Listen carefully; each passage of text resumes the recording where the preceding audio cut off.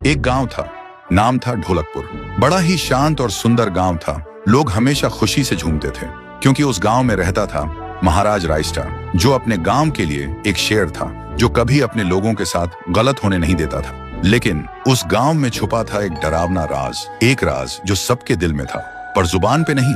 गांव के बीच एक सूखा हुआ पेड़ था जिसे लोग कहते थे श्रापित पेड़। ना कोई उसके पास जाता, ना कोई उससे आंख मिलाता। हर पूर्णिमा के अगले दिन उस पेड़ के नीचे एक लाश मिलती थी। लोग कहते रात में कोई आता है और लाश छोड़ जाता है, लेकिन कभी किसी ने कुछ देखा नहीं और देखता भी कैसे। जो देखता वो अगले दिन पेड़ के नीचे होता था। एक दिन रायस्टार ने ठान लिया, बस अब और नहीं, इस राज का अंत मैं ही करूंगा, क्योंकि ढोलकपुर का नाम मिट्टी में मिल रहा था। फिर एक पूर्णिमा की रात रायस्टार चुपके से जाकर पेड़ के पास बैठ गया। रात के 2 बजे एक आवाज आई, थुंग थुंग थुंग थुंग थुंग थुंग थुंग थुंग थुंग सहूर।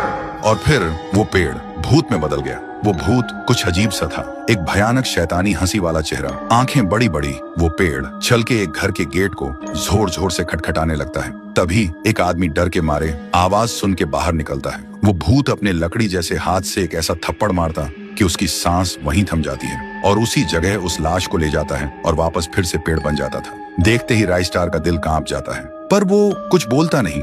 सुबह लोग भीड़ में जमा हुए और रायस्टार ने पहली बार उस पेड़ से बात करने की कोशिश की। पेड़ के अंदर से एक आवाज निकली, क्या तुम सब भूल गए मुझे? रायस्टार बोलता है, तू कौन है?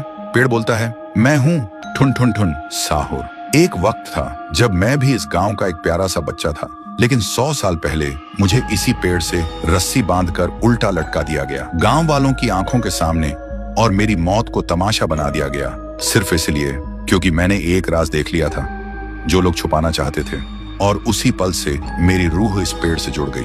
उस दिन से मैं इंसान नहीं, एक सज्जा बन गया, और हर पूर्णिमा में एक राजदार को चुनता हूँ और फिर उसे उसकी खामोशी का हिसाब देता हूँ। रायस्टार बोलता है, लेकिन अब तो वो लोग मर चुके हैं ना जो तेरा कसूरवार थे। अब तू मासूम लोगों को क्यों मार रहा है? पेड़ कुछ देर चुप रहता है, फिर बोलता है, ठीक है, बस एक बार मुझे याद करो, एक दिया जला दो, फिर मैं कभी किसी को नहीं मारूंगा। फिर रात में सब लोग आते हैं, एक एक दिया जलाते हैं, और तभी पेड़ अपने आप से आग पकड़ लेता है और आखिर में मुक्ति मिलती ठुन ठुन ठुन साहुर को।